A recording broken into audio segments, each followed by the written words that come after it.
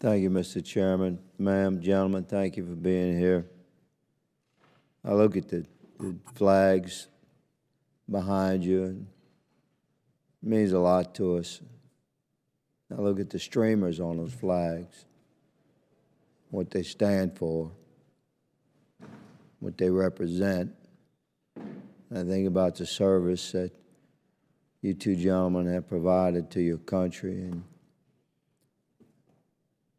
the blood that you've shared and the friends that you've lost, brothers and sisters that are represented in some of those streamers on those flags. The significance of a hearing like this cannot be overstated, really. We are in an era of adjustment for our nation whereby we can move into the 21st century as a dominant military force worldwide in order to maintain and preserve or establish peace. And Congress has an incredibly significant job to do to listen to the experts that is provided to us so that we can improve the means by which we provide our warfighters with modern technology.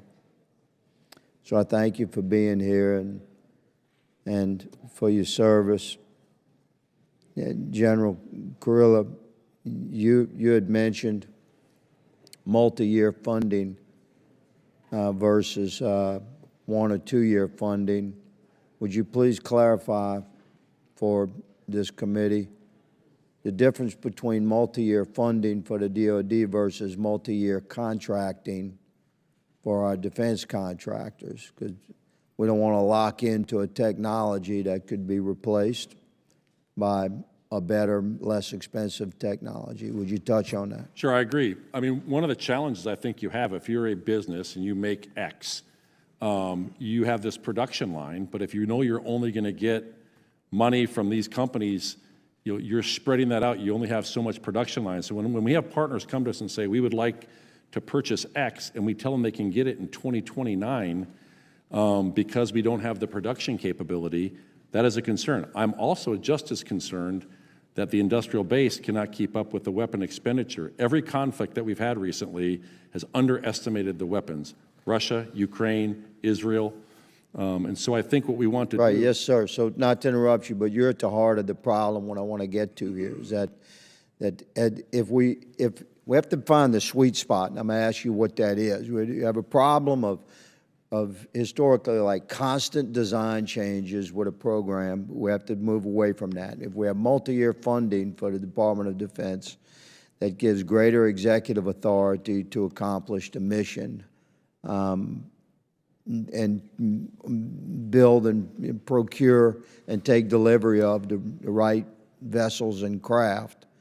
But we don't want to be locked into a multi-year contract with a particular defense contractor because that would insulate us against the emergence of significantly better tech that's more effective and more lethal and less expensive. We have to be able to make that shift. So what is that sweet spot?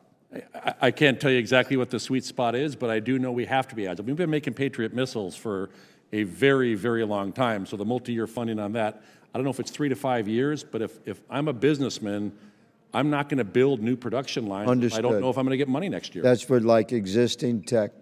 Okay, shifting to some tech that's out there that I want to know if it's being shared. Some of our allies in the Middle East are incredibly wealthy. They have unlimited funding for research and development.